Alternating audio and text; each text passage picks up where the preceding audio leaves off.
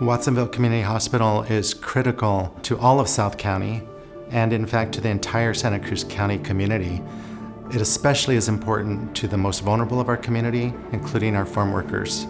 In 2021, the community became aware that the hospital was in severe financial difficulty. They were going to close the hospital. Over 600 people would be laid off. The healthcare would be lost for the Pajaro Valley. It was a key part of the community that would just be gone.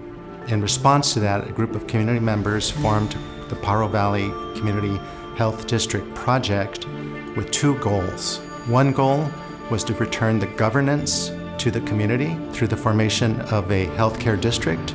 And the other purpose was to purchase Watsonville Community Hospital and give it to that entity. There are 4 founding organizations of the project, and that was the County of Santa Cruz, the City of Watsonville, Salud para la Gente, and the Pajaro Valley Community Health Trust. When you establish a hospital district, it has to have boundaries. And it has to have governance. And so we had to set those things up, but we had to set them up in a way that it didn't slow down the bill or slow down the process. That was what the organization was formed to do, and that's what it did. It did all of the political work, all of the fundraising work, all of the business planning work. It did everything. There were people in this that were worried about how the hospital would be operated. We have to have a bill in a brief amount of time. We have to have the bid accepted. And then we have to raise the money. So you'll have a seat at the table for the discussion of operations, but let us do all these things so there will be an actual discussion about the operations. Tremendous credit needs to be given to Senator John Laird and Assemblymember Robert Rivas. It's absolutely phenomenal what they got accomplished literally in 19 days. I don't think that's ever been done within the state of California. But I also want to thank the donors as well. Over 500 donors that from our community, contribute to our organization.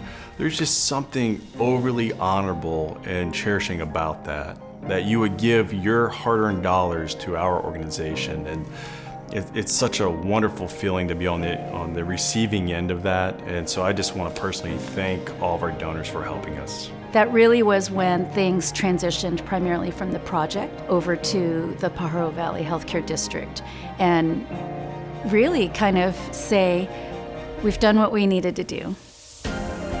When you have leaders that care and you have a community that is really committed, the impossible becomes possible. It is a very important community, a community that helps the rest of the state and the nation remain healthy because it produces the fruits and vegetables that the rest of us have on our table and we rely on for good health, and yet this community faces a lot of challenges in terms of access to health and health care. We can't help our patients be healthy without the hospital. So on behalf of the organization, on behalf of the physicians, the associates that work here, on the executive team, we truly appreciate the recognition. We appreciate your support. Because in doing so, you're also acknowledging the many, many, many hands of individuals, organizations, and families that went into making sure that we were able to save our hospital for this community.